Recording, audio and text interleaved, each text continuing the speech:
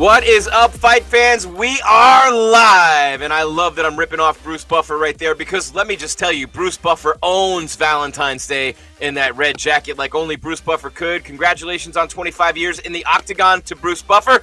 Congratulations to all of you for being here right now for the best wrap-up show in the UFC. It's UFC Fallout on MMA Weekly, powered by CBD Emporium, featuring Level Select CBD. Let me tell you something right now. The fountain of youth is yours every single day. All you got to do is work out, eat right, and take your Level Select CBD from CBD Emporium. It's that simple, just like I do at 49.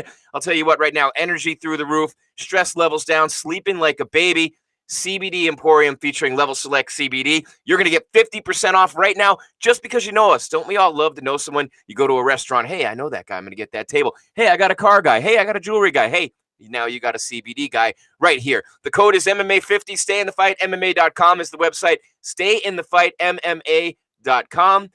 MMA50, the code for 50% off. CBD Emporium featuring Level Select CBD. Stay in the fight. And we are excited to be here today. Can't wait. Number one, we have an internet connection that works. Number two, Jeff Cain, we are ready to break down an epic performance last night. One of the all-time great title defenses I've ever seen. One of the all-time greatest performances in the sport from Kamaru Usman, the Nigerian Nightmare. Jeff, what an unbelievable job he did last night against Gilbert Burns. And he took a big shot showing his chin. The only thing we didn't see him show off was the ground game, and he didn't need it. But a great, great performance to headline UFC 258 by an all-time great champion.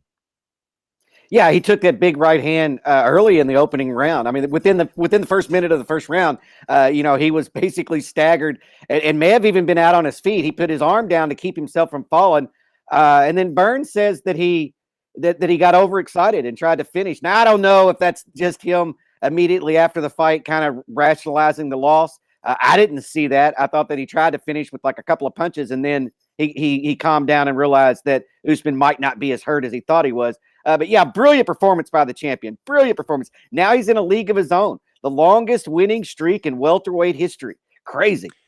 Yep, and 3 title defenses. GSP had 9 straight, so there's a ways to go there for Usman. But after the fight, saying, hey, put some respect on my name. What a performance, though. And when you think about what he did take that big shot. And I thought Gilbert Burns was great in this fight. I thought Gilbert Burns showed up big time. He looked strong. He looked fast. He tagged Usman a couple of times. Usman wanted no part of Burns on the ground. In that early part of the fight when Burns was on the ground and Kamaru was throwing body shots. But we did see, Jeff, and here's the part. I want to get to this right away, and hope you're enjoying right now in the chat room. We got a bunch of people there already. It's UFC Fallout right here on MMA Weekly, and we have a lot to talk about in this show. We're going to break down Usman's performance. Where does it rank all time? We're going to talk about where everybody goes from here. What are the matchups to make? And then we're going to turn the corner into the rest of this month and all the title fights we have coming up in March. It's a great, great time to be a UFC and MMA fan. But, Jeff, I want to talk about the differences in Kamaru Usman that we saw last night based on what he's doing in Colorado with Trevor Whitman. And that was a big part of what we talked about in the preview show, and we saw it. The jab of Usman, not only the regular 1-2, but switching to southpaw and popping him with the jab with the right hand, which is ultimately how he ended up dropping him. Kamaru Usman switching stances, switching hands, jab, two, and the jab was a power jab, a huge power jab for him, one of the best jabs in the sport, and you can see that evolution of his game going to another level with Whitman. The jabs and the kicks. We were wondering what we would see that would be different that maybe Burns hadn't seen before. There were your 2 answers, the jabs and the kicks. Yeah, the jabs set up everything. He said in the post-fight interview or at the post-fight press conference that, that's something Trevor Whitman's been pushing. He has a stiff jab, and he underutilizes that weapon. In this fight, we saw him land that jab repeatedly. It was able to keep Burns at distance, able to keep the fight where he wanted to. And then, like you said, in the second round, he switched, or the third round, he switched stances, or actually it was the second. He switched stances and put his power hand up front and made that jab even stiffer, and dropped Burns and then was able to finish him. I thought that fight could have been stopped a little earlier, Herb Dean. I mean, honestly, but I thought he could have let it go a little longer. You thought earlier? I thought maybe longer. Because he didn't pound him out too bad. I thought he could have taken more. I thought a title fight, and Dean is notorious for not stopping fights, but I don't know. I mean, you thought earlier. Interesting. Wow. Yeah, I mean, whenever Burns got dropped, Usman hits him with a huge right hand. Burns' head bounces off the canvas. His hands aren't even protecting himself. And Herb just kind of sits there. And I thought, well, they're going to stop this right here. They did not. And I think Usman even kind of paused for a minute. And then he went ahead and just finished the fight. And Herb had no choice. That's just me, man. I feel like once you get dropped and you take that secondary big shot, fight's over. But that's just me. You know, I'm not Herb Dean. I'm not a professional referee. But I'd like to see Burns in there longer. You know, I want to see his career extended. And so any time that they don't have to take those shots, I prefer just stepping in. I felt like that fight was over as soon as Usman landed that follow-up shot. But like I said, I'm not Herb Dean. There's a reason why Herb's in there and not me. Yeah, and I thought three things about Usman's victory last night that really were the keys for him. Number one, in the beginning of the fight, right before it even started, Jeff, when he walked to the center of the octagon to meet Gilbert Burns and he mirrored his body language, Burns was rocking side to side. Usman started rocking exactly the same, his face right in Burns' face, staring him down. And I thought that was really interesting, you know, staring him down, mirroring his body language. And Usman later said that was letting him know, hey, this is my octagon. I'm the champ. This is my yard. You're coming in here. And I thought that was really interesting. Number two is obviously the shot that he took in round one and overcame it with the chin because Kamaru got rocked big time by Burns and he stung him hardcore, kind of like Yoel stung Izzy the one time he hit him and I think the one time anybody hit anybody in that title fight last March. But the third thing that was telling to me about Kamaru Usman's performance last night, in between rounds 1 and 2, Trevor Whitman said, beautiful, and I'm paraphrasing. And then Whitman said, hey, keep it up with the jab. We'll unleash later. He never needed to unleash. He stayed calm. He stayed poised. He stayed at distance with that reach. He stayed pragmatic, the thinking man's fighter, tactical all the way. For Usman, he never had to unleash that beast because that laid-back, easygoing, pragmatic style of just splitting the guard with that jab and staying controlled. And it was the jab that ended up dropping him twice. He never really hit him with a power shot. It was all the jab. And it's easy for me to say those jabs are power shots, but he never had to unleash and really let those hands fly like Whitman had teased in between rounds because just staying at distance and connecting over and over and over again with the jab. And it was clear, Jeff, too, that Burns didn't think in a million years he never expected Kamaru to switch to southpaw and start throwing that right jab. And that really was a big factor, too. Yeah, and Usman said that right hand kind of landed a lot when the two would spar in training, when they were training partners. I feel like Burns was the quicker fighter. That big right hand is his primary weapon on his feet. I felt like Usman's smart, man. He's a veteran. That's experience. That's championship experience. And Usman has it, and you saw it. He was able to stay composed, and plus his cardio is so good that he doesn't have to get rushed in a fight. Like I feel like if you show up out of shape, you've got to get him out of there early. You can't go to the third and fourth round, and definitely not the fifth. And I feel like Usman doesn't have that issue. He can kind of let the fight play out and let the fight come to him. He can take his time. It's experience. And you're right. He didn't have to unleash everything. But his jab is stiff, you know. Some people throw a jab to touch you to set up the right or to set up that two. I feel like Usman, it's a stiff jab to keep you on the outside. And if he catches you walking forward, he'll do what he did to Burns. He'll drop you. He'll finish you with the jab. I haven't seen a lot of people do that since like Larry Holmes, you know.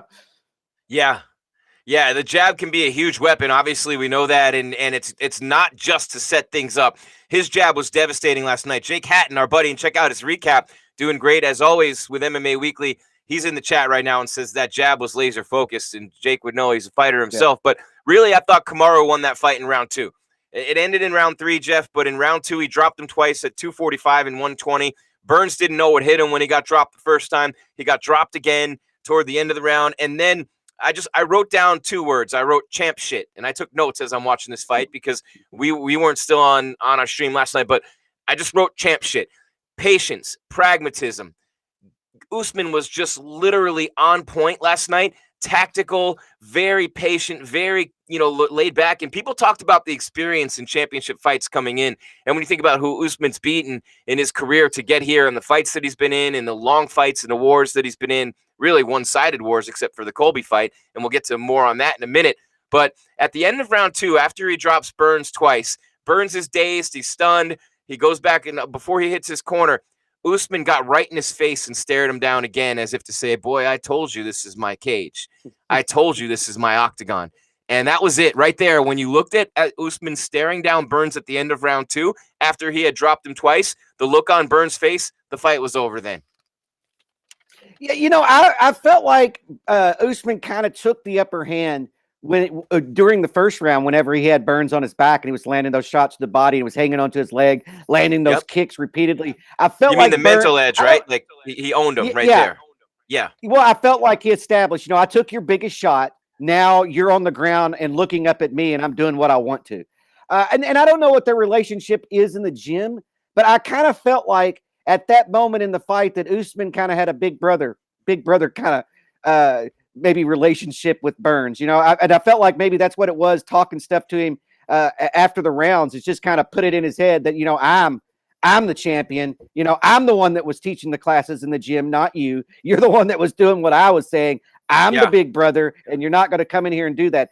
And now I don't know if that's their relationship at all, and it might not even matter. Rashad had that relationship over John Jones. Didn't work out for Rashad, but it worked out for Usman last night. I felt like that was kind of the impression that I got after the first and second rounds when he got up in his face, and even before the fight when he didn't touch the gloves and, like you said, mirrored what he was doing. I felt like Usman was saying, I'm the one, and I'm the one. I'm your big brother, and I'm going to put you in your place.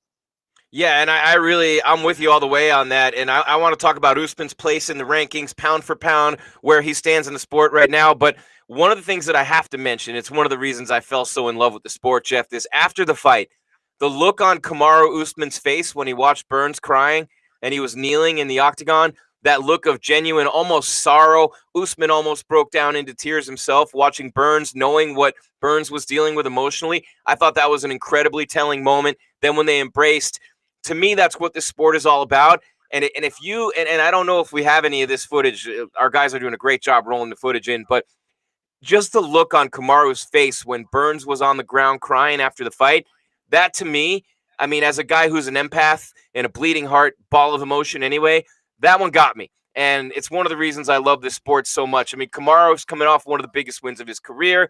He just retained his belt. He's saying, hey, taking what from who, but at the end of the night, the love was there. The raw emotion was there. It's hard to fight a friend, to fight a teammate or a former teammate. It's hard. I mean, DC moved down to light heavyweight so he wouldn't have to fight Cain Velasquez. And look, the reason Jones got the early title push is because Rashad wasn't able to step up, and they gave it to Jones, and Jones won, and the rest is history. But not an easy thing to do, to fight a friend, to fight a teammate like that. But the look on Usman's face, the almost like that, taking him under your wing. It's like, I remember I had an older brother, and he used to kick my ass, and he'd beat me up and have me cry in front of my friends, but then he'd walk me home with his arm around me. It kind of reminded me of that, Yeah, look, it was tough to watch. Usman and Burns like each other. And as Usman said, they came up together. They rose in this sport together, and they were training partners in different weight classes. And then they Burns were supposed came to be the 55 and 70 champs. Yeah, yep. Yeah, then when Burns came to welterweight, which was a great move by him, by the way, the collision path was set. And Usman, look, you can tell that he still likes Burns. And you can tell that Burns, they have nothing but respect for each other. But when Burns took the fight and started saying that Usman has something that I want, that is personal. Well, and I felt like Usman kept it in perspective. Here's a guy who's looking at my plate of food and says, I want your plate. I'm not happy with my plate. I want what's on your plate. And, their kids play together. Their families are friends. And Usman took that as personal. I felt like that's the way you have to take it, because then it eliminates the friendship emotion stuff out of it, because you don't want to do that to one of your friends. And that's what he said after the fight. He felt bad because he didn't want to do that to Gilbert Burns, but he had to. That's the sport. That's the business. That's what a professional does. But at the end of the day, he felt bad for his friend, right? He felt bad for his friend. He didn't want to be the one to have to do that to him. But at the same time, he's got to protect what's his. I felt like Usman's attitude was right, that a lot of times when you're fighting a training partner or someone you have had a relationship with, emotion gets in the way, right? Maybe that's what happened to Kobe and Usman the first time around, I don't think it got that way with Usman. I don't think it was that way. He took it completely professional, looked at it as a sport, looked at it as a fight, looked at it as keeping what he's earned, and then he sent Burns packing. This, though, Jeff Cain, this was the performance that we needed to see from Kamaru Usman. Look, all the ones before this, they were great. The Colby Covington fight, he did finish him very late in the fight. Extremely impressive to have enough left in the tank, not only to win that fight, but to get that finish against Colby. So he has that big finish on his record. He dominated Tyron Woodley, but his fights had been going the distance. Colby almost went the distance. This was the dominating performance. This was the big finish that he needed. Everyone said this was his toughest test to date. Burns is the best fighter he's fought. He finished him easily and violently. Now, it's easy for me to say that it was easily, but he did make it look easy. That's how good Kamaru was last night. This was that signature calling card performance that we've been waiting for, that he needed on the big stage to become that huge star. To get that early finish against a guy like Burns in this fight shows you how amazing Kamaru is. But this is the one. This is that springboard, Jeff. This is the one we've been waiting to see out of Kamaru. The reason why he was 5th in pound for pound is because he didn't have enough of these. He got one last night. He definitely got one. He was headlining the fight card, and he delivered. He produced. He did what he was supposed to do. It was you can't say enough about what Usman did last night. Being the headlining card, the training partner, all of the side stories, the record passing GSP, the press asking about that leading up to the fight. I mean, there's distractions everywhere during fight week, and he was able to stay composed. And that's a testament to his championship mentality and who he is as a person. Because here's a guy who's come a long way in life. These fights probably aren't the toughest thing he's faced. It's very weird. Right. Where you and I, this would be the toughest thing we've ever done, right? I'm fighting Gilbert Burns. Holy shit. Usman or Kamaru's like, yeah, big deal. I've done bigger things. I felt his dad's been in jail most of his life. He grew up. His dad was in jail. When you deal with that, a fight's nothing, right? Compared to that. Yeah. And how about that phone call during the post-fight press conference that started it with his dad calling him and him having to tell the press to hang on a minute while his dad celebrated and went ballistic on the phone. It was a good moment, man. A good father and son moment. It was amazing, and you and I are both fathers. And happy Valentine's Day, by the way, Jeff, and everybody else out there. There's Kamaru. Oh, yeah, there he's looking good in his tux. Hold on, we got the audio, right? There it is. Okay. Let it all soak in and want to go back and watch it. Wrong audio. Your initial thoughts. No, here he is. This is his dad. No, this is his dad. No. When he had his phone out, that was when his dad was calling in. Wait, what just It's from the video that we shot last night. Yeah, it's right here at the beginning of the press conference last night. He sits down at the table and his dad is calling on his phone. Yeah, and it's so hilarious. Yeah, he's trying to get his dad like, hey, I'm at the press conference. I'm at the press conference. But this dad can't hear anything. They're screaming and yelling. His son just defended the world championship. Yeah, and his dad's supposed to come to an event, but he didn't bring him to this one because he wants him to experience with the fans and everything in Vegas. So here, we'll have this audio right now. Right now. What's up, guys? Jen, congratulations on obviously a fantastic result against clearly a very dangerous guy. I know you're still probably letting it all soak in and want to go back and watch it, but give us your initial thoughts right now on your performance this evening. Hold on one second. Hold on, son. I got to call. He's like, hang on a second. I got a phone. We just don't want the question. I know I hear you. Thank you. Oh, God, we don't do it. We don't do it. Eh? I don't want you for I love it. All right, let's look. Okay. Yeah, that's good stuff, man. It's good stuff.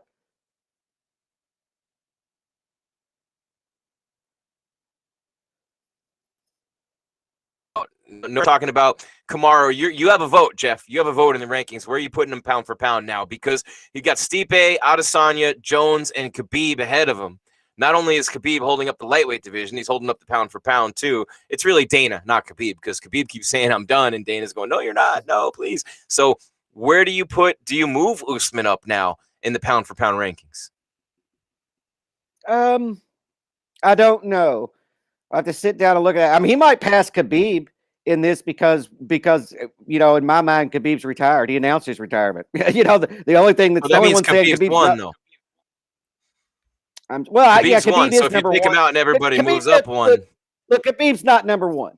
Khabib is on there at number one because he asked to be, and everybody felt like, why not? It was his last fight. He retired. Might as well let him have the top pound for pound ranking as he's, sails off into the sunset. Well, he's still not retired. John Jones is the number one pound for pound fighter in the world. Khabib got that on charity, if you ask me, as people thought he was retired.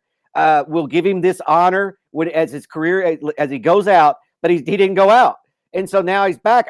I don't think he should be number one pound for pound. And I don't even know where I have him. Maybe I have him at number one, but he shouldn't be number one. John Jones is number one, period. Well, no, I don't know where Burns goes. Yeah, I don't know where Burns goes. It's hard to crack that top five, right? Yeah, I'm sorry. You mean where Usman goes? Yep. Yes, exactly. Usman, yeah. Burns is out of that. So, but wait a second, Jeff. So I'm thinking about it here. Khabib's number one. Jones, Izzy, Stipe. Just because Kamaru dominated Burns, that doesn't mean he jumps over Stipe, Adesanya, and especially Jones. So that's a tough, that's a tough jump in that top five of pound for pound. That's a crazy group of fighters right there. No, his best argument is that maybe he's done as much, if not more, than Izzy, but he's not passing Stipe, Jones, or Khabib right now. Look, it's just hard. It's the top five pound for pound fighters in the world, right? I mean, Usman can say what he wants. He's going to have to put in a lot of those performances just like that before he passes those guys, because John Jones has done it all his career. You know, his entire career is a highlight reel. And the wins that he has, Khabib's never lost. Izzy's getting ready to go up to 205 pounds and challenge for the title. Usman is just going to have to settle in right there until somebody in front of him loses.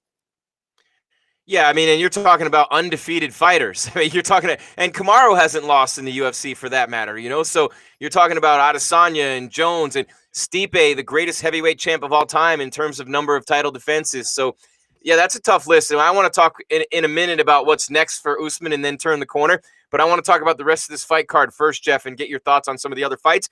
It's UFC Fallout on MMA Weekly right here live. Hit us up in the chat. Let us know what you're feeling about that pound for pound list. Elias, it didn't take long, says PED cannot be on pound for pound list. So anybody with PEDs is obviously a shot at John Jones. It's UFC Fallout powered by CBD Emporium, featuring Level Select CBD. Stay in the fight, MMA.com, the website, 50% off with the code MMA50. Stay in the fight, MMA.com, and you get 50% off CBD Emporium and Level Select CBD products. Level Select CBD. Stay in the fight. And Jeff, I want to hit the rest of these fights. It's only an hour show, and we got about maybe 40 minutes left, give or take here. But other than what Kamaru Usman did last night, and we'll get back to him in a couple of minutes, he picked up a performance of the night bonus, along with Julian Marquez, Anthony Hernandez, and Polyana Viana. So looking at this fight card overall, Kelvin Gastelum with a dominating performance gets back in the win column over Ian Heinisch with a unanimous decision. Alexa Grasso with a dominating performance of her own in the co-main event over Macy Barber. What a win for Grasso, and all those, Mexican Ronda Rousey, all that talk and all those things. She just looked amazing on the feet, but stronger in the clinch and on the ground than Barber, which a lot of people thought wasn't going to be the case. Ricky Simone, there's no way he's not a top 15 featherweight. What a performance against Brian Kelleher. Julian Marquez flipping the script on Maki Pitolo during that fight, really had that fight, in control, did Pitolo, but then Marquez flips it and ends up beating him. Bilal Muhammad with a great win over Diego Lima, an unbelievable performance. Anthony Hernandez chokes out the 7-time World Jiu-Jitsu champion Rodolfo Vieira. Polyana Viana over Mallory Martin with an armbar. A really, really good night of fights overall. What stood out? What are some of the things that stood out to you the most last night? Hernandez, that was huge. I mean, although the way that he did it is he hurt the black belt, the multiple-time black belt, and then was able to sink it in. But that was impressive, right? That was impressive. And going back to the main event real quick, I felt like Usman, that was one of the smarter things that he did. When he had Burns down, he let him stand back up when he had him hurt. You see a lot of fighters not do that. They'll dive down there and try to get the finish right there. I felt like maybe because Usman trained with Burns and he knew how good he was on the ground, that he didn't do that. And so maybe their experience with each other is why Burns didn't do it, or why Usman didn't do it. But I felt like Hernandez, right? He was like, yeah, I'm just going to go straight to the ground and tap you out. That was crazy. That was one of the best performances, if not the best performance on the fight card. Yeah, Hernandez on the feet, just really doing a lot of damage to Rodolfo Vieira, and then, finishes him with the choke. And that was a great performance overall. I thought that Kelvin Gastelum just outclassed Ian Heinisch. That was a fight that Gastelum had to win to get, back in the win column after that three losses in a row. So for him to get back in the win column was huge for him at middleweight, looking to maybe get a fight against Whitaker or Costa, moving up in those rankings. And Alexa Grasso with a statement win at flyweight, a statement win at flyweight for Alexa Grasso. and showing that maybe she could be a potential title contender in the future, because that division has, obviously been cleaned out by Valentina. And there aren't a lot of girls in there who haven't either fought her or lost to her already. And, she did lose to Felice. She did lose to, Tatiana Suarez and Carla Esparza. And that was a majority decision, the Esparza loss. But the way that she's turned the corner and the way that she's, moving up, she had been missing weight at 115, moving up to 125, and now the opportunity to potentially keep getting better and better and better, because let's face it, honestly speaking, she's only 27. And in this weight class, looking comfortable and looking at home, do you think she looks like a potential future title contender? Yeah, I do, actually. She's been in there with some really high-level competition, and that's why she has the record that she has. And she's bounced around from weight classes as well. Dana said it at the post-fight press conference. Whenever she signed with the UFC, she had a lot of hype behind her. She thought she was – Dana said that she was going to be the Mexican Ronda Rousey. I mean, just think about that for a minute. That's a lofty statement. And then she wasn't able to put together a winning streak. But she was fighting high-level competition, and then she got in here with a girl who was off of her first loss, coming back from an injury, had a lot of hype behind her, and she just outclassed her. She just basically just outclassed her. I think that Grasso could be a contender in the future. She just kind of has her bearings now. She's got that 2-fight win streak. She's back on a win streak after such a long time. She has a ton of experience. Her right hand was on point in that fight as well. And like you mentioned earlier, she was good in the clinch. She looked great. And so, I think that she can be a contender, but she's got to put together more wins. Well, the other part of that is maybe Macy Barber isn't that good. And we all thought she was going to be so great. And she was all that talk about being the youngest champ. And she better start talking about winning a fight before she's talking about being a champ, because that's 2 in a row. And injury or no injury, she was getting schooled by Modafferi in that fight, regardless of what happened with the injury. She was losing that fight badly before she was hurt. And then last night, completely outclassed. But the surprising part, and, obviously coming into the fight, people are going, hey, this needs to be something where Macy Barber's got to get her in the clinch and take her down, and she's stronger and tougher and all these things. And you got a girl coming up from 15 to 25. She was stronger in the clinch, stronger on the ground than Macy Barber, and her boxing was better. Now, I don't want to take credit away from Grasso, but maybe Macy Barber just isn't all that. Well, I think that Macy, look, to achieve lofty things, you got to have lofty goals, right? Macy Barber came in with a goal to be the youngest champion in UFC history. She couldn't live up to that goal. She was on the path, though. She did find the path. She just wasn't able to complete it. So I think now, she's young. She's 22 or 23. She needs all of that needs to go, right? Now she could just focus on her career, because you're not going to set any records, not those kind of records anyway. And so I feel like maybe she can move on. She put all this pressure on herself. That's the thing. I understand having goals, right? I mean, everybody who enters a sport dreams of being the world champion, and ultimately that's their goal. How close they get there is determined by a slew of factors. But I feel like now that that's off the table, maybe she can focus on just improving and becoming a really solid mixed martial artist. But why put that pressure on yourself, Jim? I mean, really, why put that pressure on yourself? She did, and I felt like it was a mistake. Well, and it's good to have lofty goals, like you said, but she had won 3 in a row. I mean, the win over Hannah Cifers to start her career was really convincing. That was a great win for her. Who else besides Grasso, Jeff, last night? Who else besides Grasso was the quote-unquote winner of the night? And obviously not Kamaru. Kamaru obviously is the biggest winner of the night. But overall, which fighter do you think achieved and accomplished the most in terms of advancing his or her career last night? Probably Kelvin. Kelvin was on a 3-fight losing streak. Kelvin was looking at the door, the exit of the UFC, if you ask me, heading into last night. If he did not win that fight, I'm not sure Kelvin's still in the UFC today. He did get that fight. That's a ton of pressure on Gastelum. So I felt like he accomplished what he wanted to. He had to. If anybody on the fight card's back was against the wall, it was Kevin Gastelum. So he was able to get the win. He needed it. So I feel like him. Everybody, there was good wins on the fight card. Kamaru did great. Macy fell. Grasso looked good in that fight. But I feel like Kelvin's the one that had to have it the most. Yeah, and I thought Bilal Muhammad with that performance. I mean, he's a guy who wants to get some respect and wants to, there's a guy who had won 3 in a row in Lima, the brother of Douglas Lima, the Bellator welterweight champ. So a good win for Muhammad. Anthony Hernandez with a big statement, like you said, in that fight. I thought Polyana was good. Chris Gutierrez looked really good against Andre Ewell as well. So, some really outstanding performances. There's, speaking of a great performance, Ricky Simone. There's some of the face-off. There's Phil Rowe, the Fresh Prince with Gabriel Green next to him there. And those are some of the stare downs and standoffs before the fights. But, when I look at this fight card overall, it was a little top heavy with Usman, and that was a statement win by a great all-time champion, Alexa Grasso. I mean, you got to think that what's next for her. I mean, look, let's take a look at the women's rankings, right? The flyweight rankings. Valentina's the champ. Jessica Andrade looks amazing at 125, and that's going to be a fight right there. Valentina and Andrade, I can't wait for that. But after that, it's Chikagian and Lauren Murphy and Jennifer Maia and Calvillo. Then you go down the list of Jessica Ai and Modafferi and Barber. Alexa Grasso was 15, Barber was 10. So you have to think at least now into the top 10 for Grasso, and maybe one more win away from a possible title contending fight or even maybe a title fight.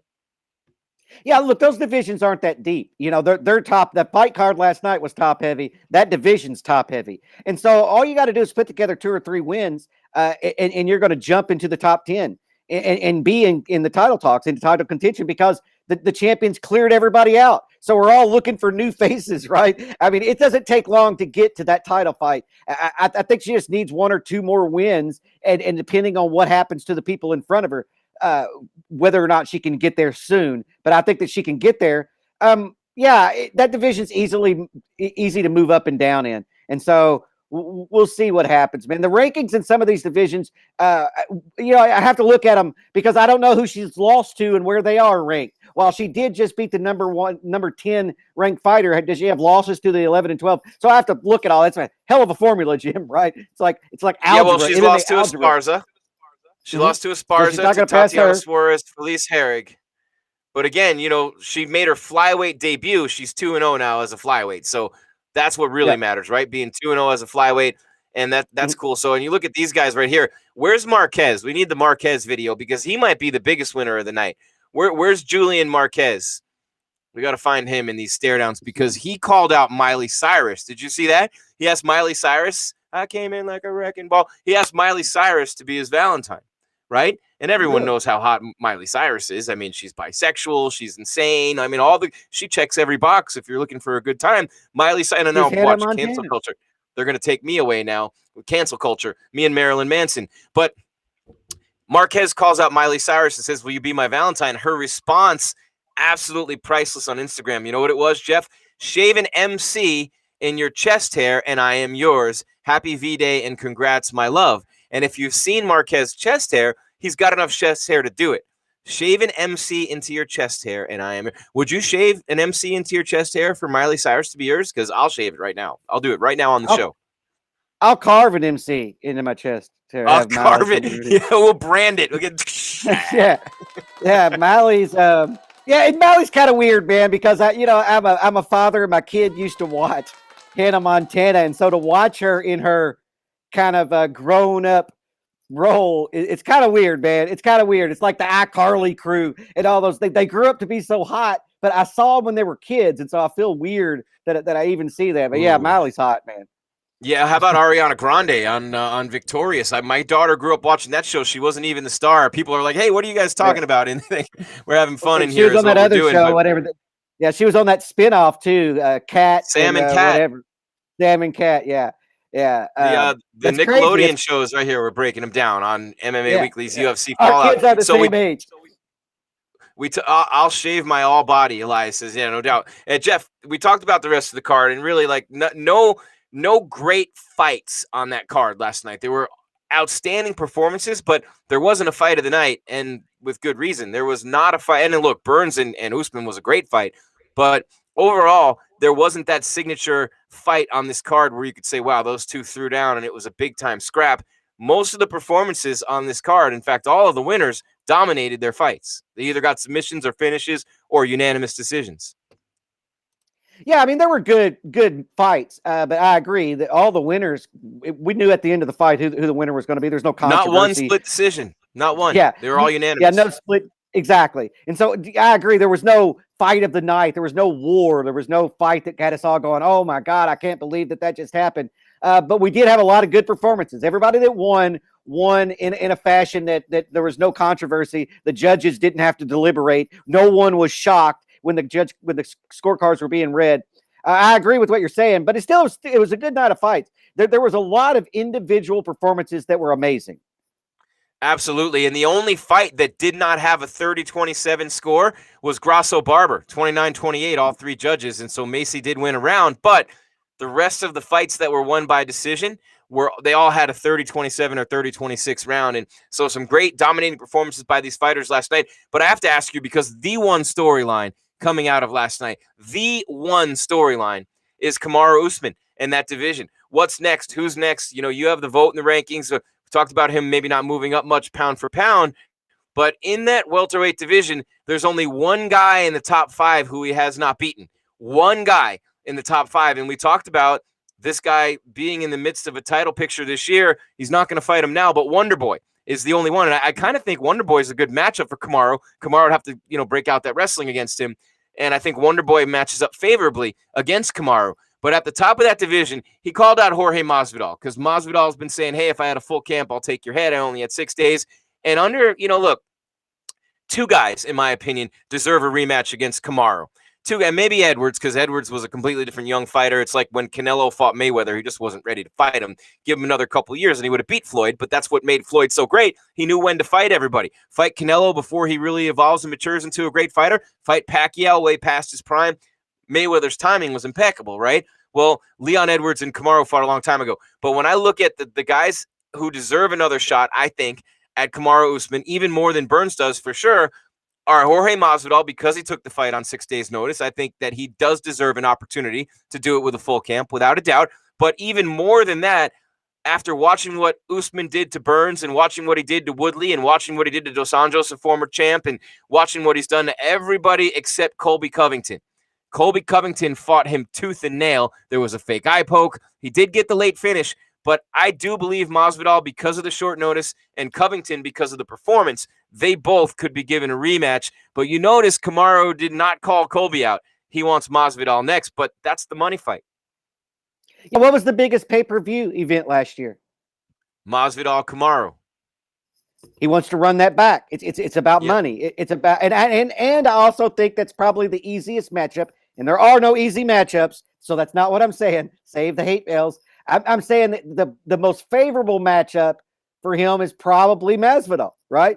And it's a big selling fight. So go ahead and get that out of the way. I understand what Kamaru's doing here. And I agree with what you're saying. Look, here's a guy who's beat everybody in the top 10. We talked about it at the time, Wonder Boy's last fight. I said that Wonder Boy's sitting in a great spot right now because everybody's lost to the champion, and there he is. He's just sitting there going, hey, I kind of have name value. People know who I am. And so I feel like he's sitting in a good spot, but Kamaru did not call him out. The champion did not utter his name. He uttered Masvidal. And I think it's because the first fight sold so well. I think that Jorge and Usman sell again, and there's no excuses this time around. Full training camps for everybody. The lead up's going to be madness. The smack talk's going to be epic. And I think that's why Usman did it again, is because he knows that that's his biggest selling fight. Colby Covington's his toughest fight. Wow, yeah, no doubt. Colby Covington's his toughest fight, and it has been, so far. And I wonder what Masvidal could do against him in a full camp. But on the flip side of that, Kamaru was training for Burns and ends up with Masvidal. So that is just, to me, it almost negates one another. It's equal.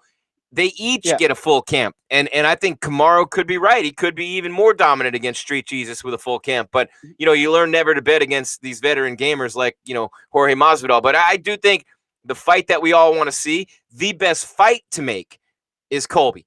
The best fight to make is Colby, without a doubt. But Masvidal would probably outdraw that. So either one would be fine with me. Wonder Boy is not going to get the title shot now. I would love to see Wonder Boy fight Chiesa. I'd like to see that fight. Yeah, I mean, there's some good fights in that division. There's a lot of good fights in that division. Kamaru just sits atop of it, and he keeps knocking people off one by one. And you brought up that the hype around it is Masvidal took that fight on 6 days' notice, and Kamaru says Jorge only took that fight because he had a built-in excuse that he wouldn't have signed it if he had a full trading cap. And that's sort of funny. They gave him a boatload of money. That's why he took the fight. Yeah.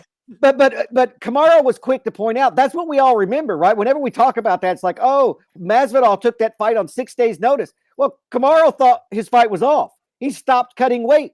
And then all of a sudden he's like, the fight's on. He's like, holy crap, I ate a full meal last night. Yeah, yep. And he had a broken nose. So it's not like he entered that fight fresh, but we don't talk about that because it doesn't have the same pop as Jorge took it on 6 days' notice. Well, yeah, man, but you took the fight and you lost the fight. I'm all for a rematch. I do think that Colby's the one that's going to give Usman. He gave him the toughest fight already. But I think that the way it's going to line out is you're going to see Colby have to take another fight, and then Masvidal and Kamaru are going to run that one back, and then we'll see where everybody fits into the picture after that. Well, think about this. Masvidal is not a good matchup. It's not a good matchup for him against Kamaru. I mean, at least, looking at what happened in the first fight and a full camp, you have to think the result would be very similar in that fight, and Kamaru might even finish him this time, in my opinion. So yeah, you get that fight against the BMF. You raise that Q level. You guys know what a Q level is in marketing. You raise that Q level a little bit more. You build that name a little bit higher. You get those huge buys for Kamaru. Maybe he finish, and then and then both of them get elevated by the fact that Usman fights Masvidal again, because that star factor, kind of like Poirier did by fighting Conor, Khabib did by fighting Conor.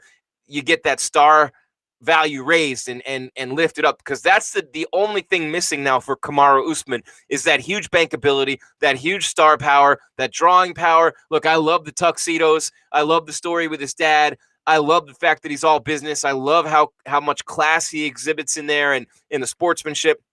He's got all the makings. He's got the look. Kamaru Usman could actually be a huge star, and I think he's on his way to that. Sometimes it takes time to build it up. It always takes time to build it up. But I think he's on the verge. And then Colby with the whole Trump thing, and where does that go now with his character? And, maybe he'll get more buys generated. But without a doubt, the way to get Usman a lot more bankability and a lot more star power is to have him fight Street Jesus again and run that one back. And even more so if they coach tough.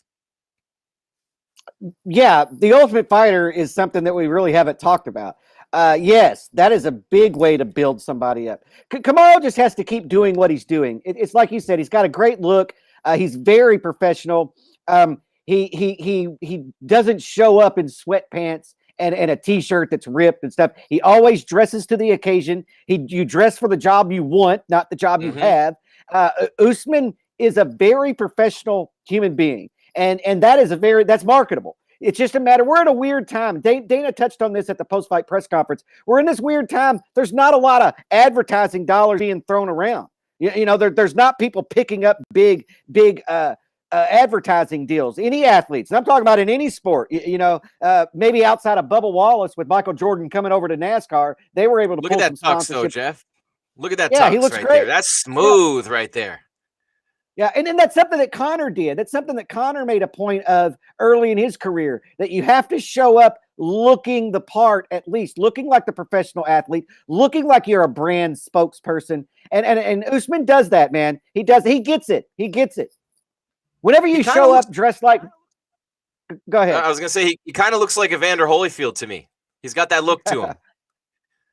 He looks good, man. He looks good. Like I said, how you present yourself is everything. He isn't showing up looking like Mike Perry, right? With some jeans and some holes in them and a t-shirt. This man looks like he could be the ring announcer. He looks like he could be getting ready to give an award at the ESPYs. He looks like he could be in a car commercial tomorrow. He's marketable, but it's going to take time because we're in a weird environment with COVID and advertising dollars being down across the board and everything. And so, but somebody's going to be lucky to have him as a spokesperson for their product.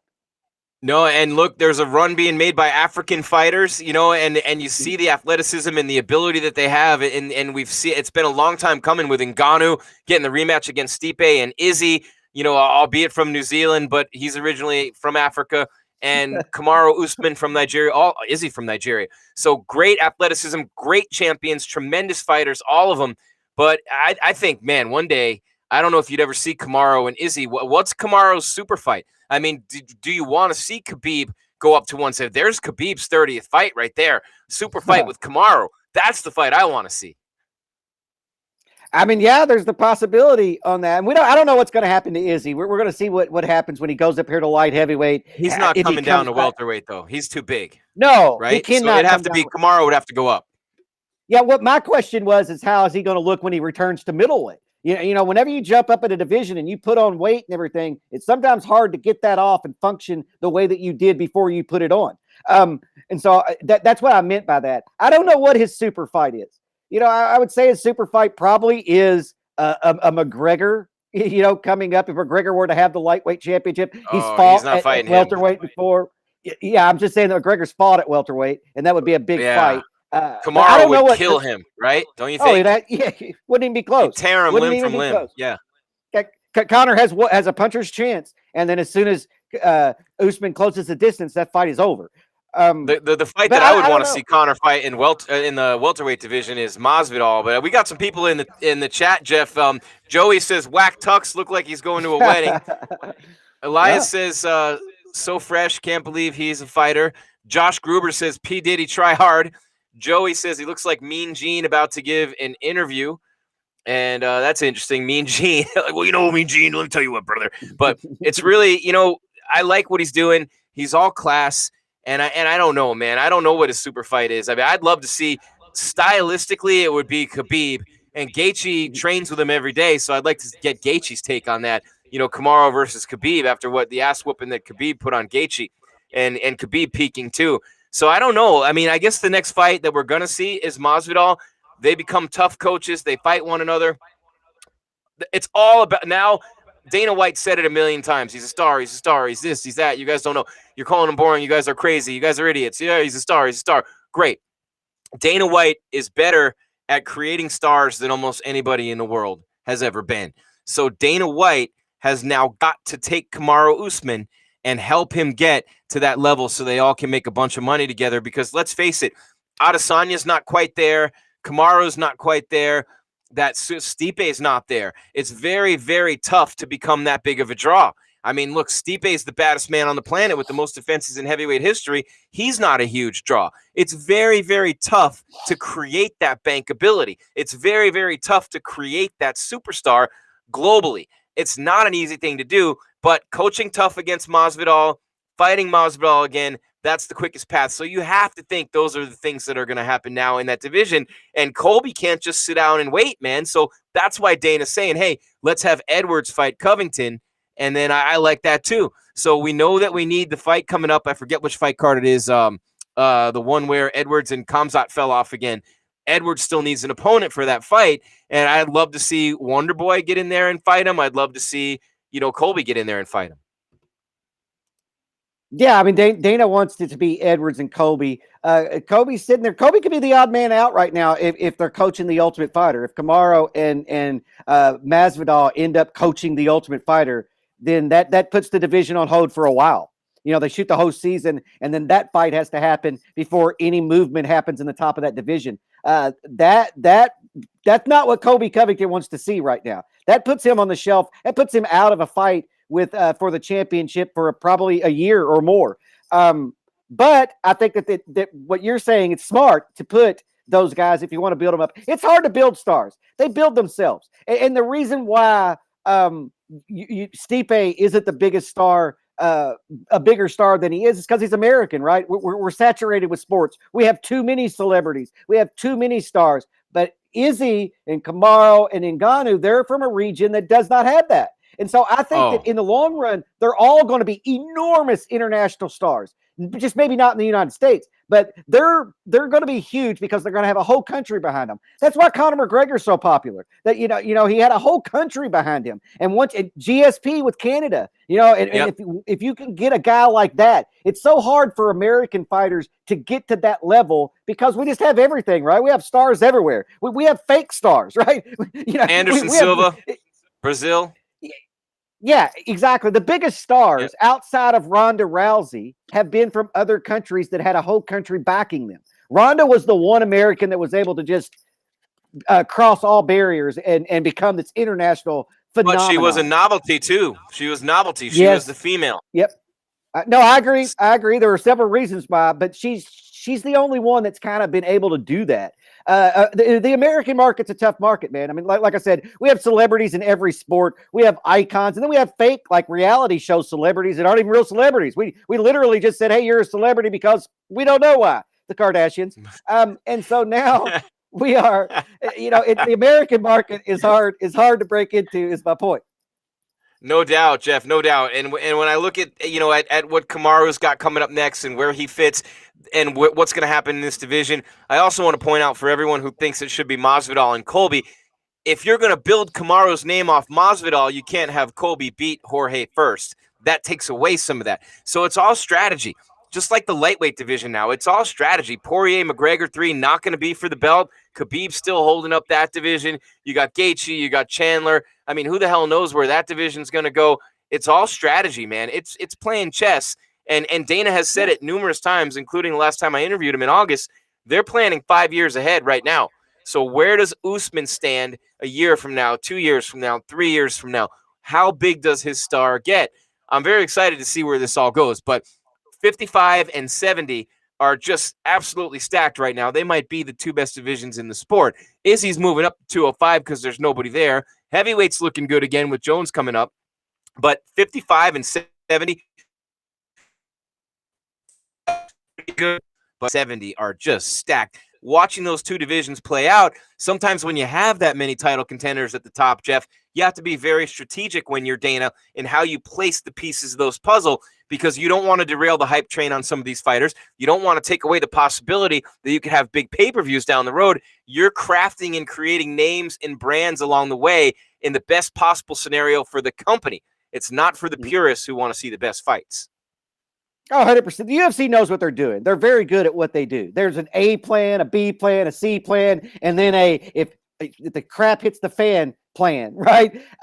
And so, yeah, you have to be real careful. With as far as Covington and Masvidal go, that's one of those fights that can happen almost at any time. The storyline's built in. Former training partners, former really close friends, hate each other now, and then just listen to them do this crazy smack talk leading up to that. You can do that fight anytime. And so that's not a pressing fight right now. Well, I think what the UFC matchmakers want to do is to line up contenders for Kamaru Usman to fight, build up names for him to beat or not to beat, but to compete against. And so I feel like the Ultimate Fighter is going to come into play. You're going to see people like you brought up getting co-main event slots on marquee fight cards to build their name.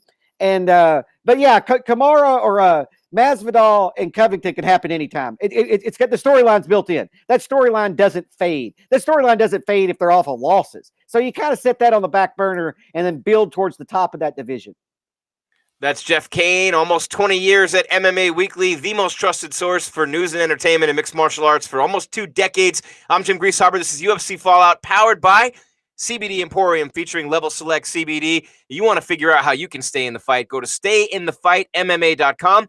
Stayinthefightmma.com. You get 50% off your CBD Emporium and Level Select CBD products. They help you with the pain. They help you sleep better. They help take away anxiety. They can change your life along with some of the actions that you take, like eating better, working out, getting more sleep, things like that, helping you every step of the way. Stayinthefightmma.com. The code is MMA50 to get 50% off right now. Living life your way on your terms. CBD Emporium featuring Level Select CBD. Stay in the fight. All right. Now, Khamzat will be a champion at some point, someone says in the chat. Now, he's got a real tough battle with the lingering after effects of COVID going on right now. That's kind of flying under the radar right now, Jeff, as a story. But Chimaev is a hurting unit right now, trying to train. You know, Dana's talking about getting him over here and over here being with the UFC's medical people and, you know, just really not able to fight still and going to the hospital last week because of after effects of COVID. He needs to stop training, stop doing everything, and just get better. COVID's a weird thing, man. Some people it doesn't affect at all. Some people get over it real quick. I have a friend who's a runner and would run 10 miles a day. He got COVID. He cannot run 2 miles. It's been 6 months. You know, is he getting better? Yes. But some people, COVID just does that to. They can't shake it. They can't get rid of it. And it looks like he's one of them. And it's terrible because he's such a great prospect. But right now, I just want to see him get better. I feel like if he's working out and trying to push through this illness, he's probably, it's probably detrimental to his health. Get healed up and then get back into shape. You can't get into shape while you have COVID, right? But yeah, man, I feel bad for him. It's terrible. It's terrible. And some people, like I said, doesn't bother them. Some people, it takes their life. He's a person who's having a lot of trouble shaking it off. And that's scary. That's scary because we know the effects of it. And when it sticks around this long, it's absolutely a terrifying thing for me, man. I don't want it. And I certainly don't want to stick around if I do get it. Yeah, no doubt. And just looking at that division, he's a guy who's expected to make a title push this year, but more important, long-term health for him. He's ranked 15 and obviously one of the breakout stars of last year. Jeff, any thoughts before we turn the corner and look ahead to next week? We got about 5-10 minutes left in the show, but any final thoughts on the welterweight division, the after effects of those fights last night moving forward for Usman, for Burns, for anybody else before we turn the corner and start looking at next week? Well, I think, Usman did what he needed to do. He showed why he's the champion. For Burns, that's the interesting thing for me because nobody in the division is going to want to fight Burns. He's coming off of loss. He's a tough out, and he's a very dangerous man. And the top of the division, there's so much at stake. There's no room for losses. So I feel bad for Burns because his next fight's not going to be, in my opinion, a big fight because no one's going to want to fight him. Now, will the 10th or 12th ranked guy say, hell yeah, I want to fight him to kind of build their name off of him? Sure. But that's not a big name fight. That gets Burns nowhere. No one in the top 5, 6, 7, 8, or 9 is going to want to fight Gilbert Burns. So there's these implications that happen from wins and losses. Burns, I feel like right now is going to be in limbo for the next year. But if the champion and a challenger coach the Ultimate Fighter, then that division kind of gets to play itself out while the champ and the number one contender are over here in a bubble. Right. So that's going to be interesting. The Ultimate Fighter is the variable that makes this really interesting, but it's also the variable that could hold up the division for a long time. Yeah, because if Masvidal and Kamaru coach tough and then fight each other for the belt, you're looking at taking it through almost the whole year right there. Yeah. Yeah.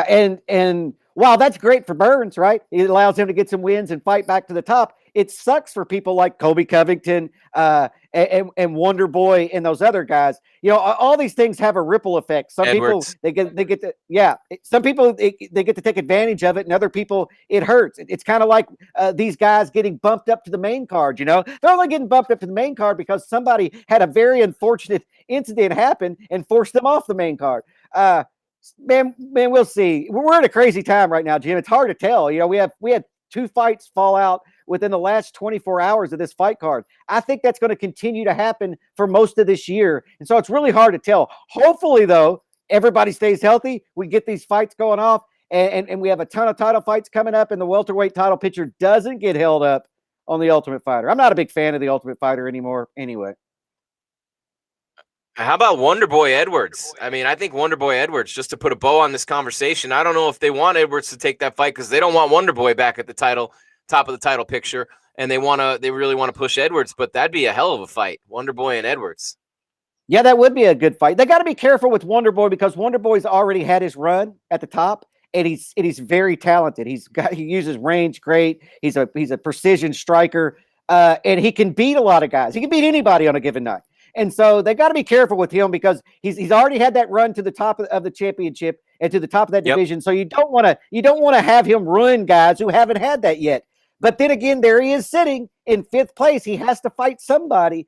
And so Wonderboy's kind of the wild card of that top 10 right now because he is marketable. People know who he is. He's number 5. He's marketable. He has a win over Masvidal, and you talked about not wanting him to beat the guys who they're trying to push. He's done it twice now with Luque and Jeff Neal, and that's interesting too. All right, Jeff, we got a couple minutes left, man, and I want to turn the corner next week. And I hate to say this, it's not anything that I'm proud to say, but only one fight matters on this card.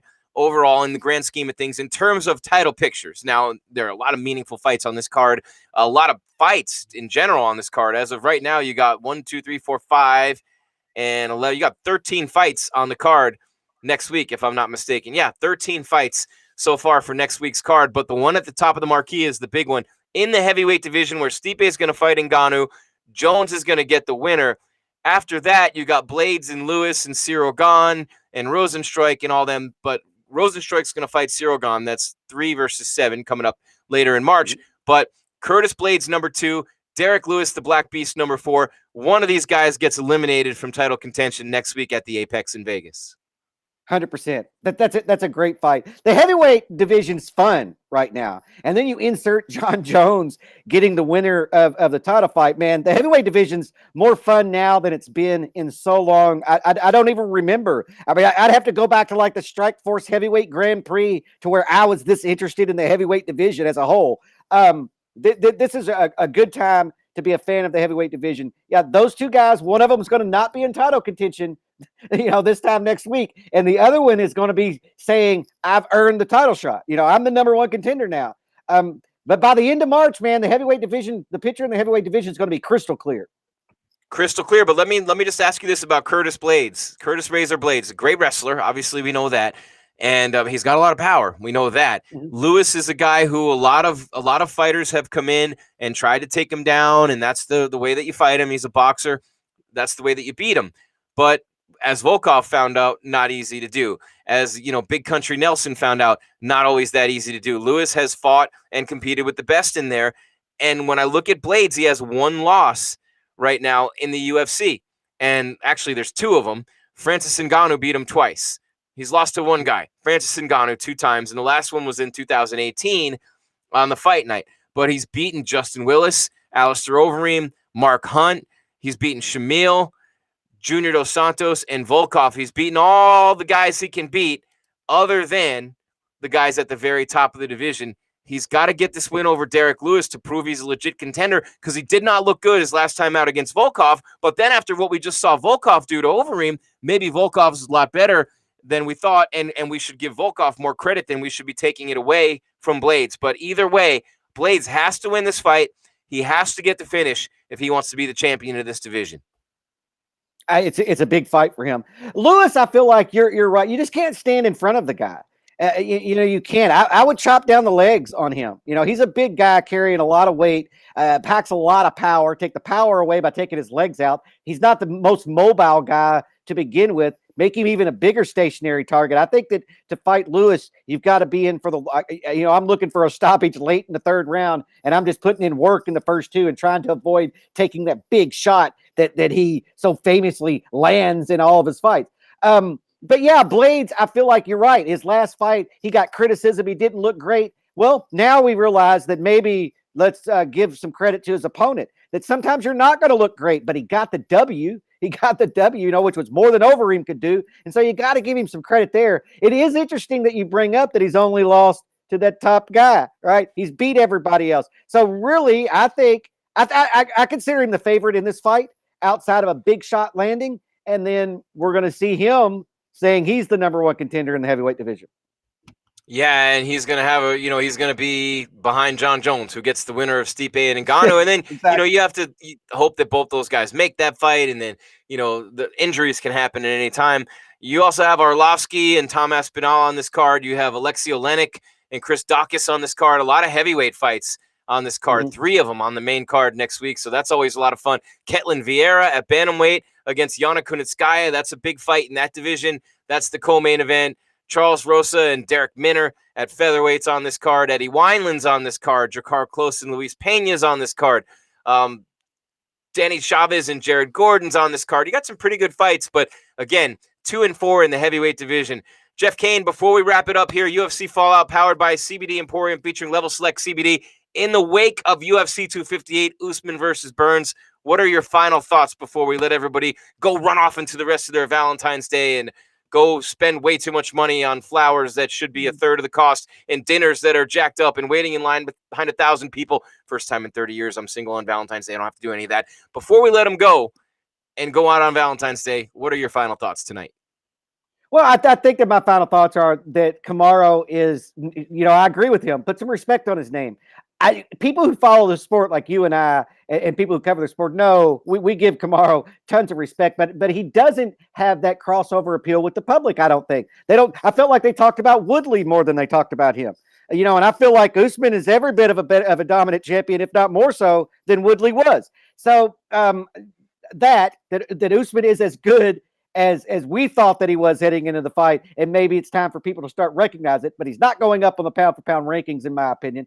And then, Grasso, it was good to see her win. Congratulations to Kelvin, man, from coming back from death's door to kind of keep his position in, not only keep his position with the fight promotion, but to keep his position in the rankings. He's not ranked far. His losses are to the top people. And so he's stuck there at 9 now. He didn't fall it. He finally found footing. And then heading into next week, man, I mean, we're getting to see these divisions, the landscape kind of play out, become more like more clear to us. And so I'm just looking forward to it, man. It's a whirlwind this year. It seems like these events just keep boom, boom, boom, boom, boom. And I'm liking it, Jim.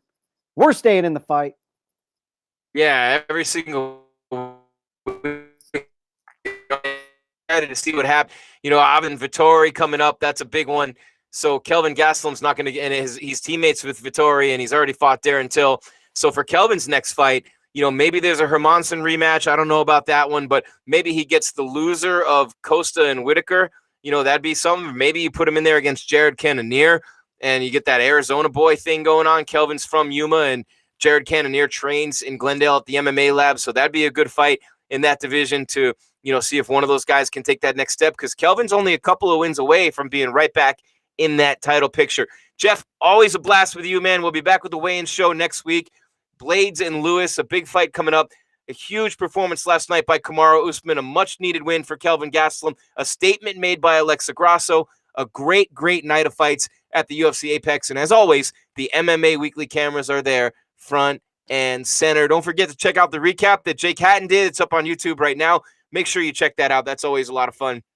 Week in and week out. Jake does a great job on that. And Jeff and I will be back on Friday with the weigh-in show for Lewis and Blades, or Blades and Lewis, 2 versus 4, coming up in the heavyweight division next week. For everyone here at MMA Weekly, want to say thank you to all of you for being here in the chat. Thanks for coming strong. As always, thanks for being here all weekend and supporting us. Don't forget, smash that like button. KO the bell right now. Ding, ding. Let us know. And then you're sitting there waiting for us to put out new content. You'll get notified every time we do. Keep the comments coming. Keep the subscribing coming to our channel, and all those things right here on MMA Weekly, with big, big things coming in the near future. A lot more new shows coming your way as well. For everybody here, want to say thank you to all of you. We appreciate you. Make it a great Valentine's Day.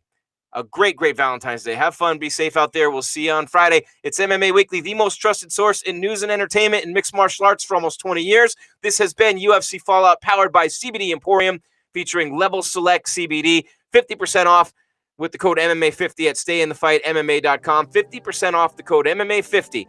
StayInTheFightMMA.com. Look, an all-time great performance by Kamaru Usman. That's the takeaway from UFC 258. He did exactly what we said he needed to do to become the star he needs to become at the top of that division. He's got all the skills. He's got everything he needs in the octagon. Those tuxedos and everything he's wearing. Kamaru becoming a star. Thanks for being here, everybody. Make it a great day. This is MMA Weekly, UFC Fallout.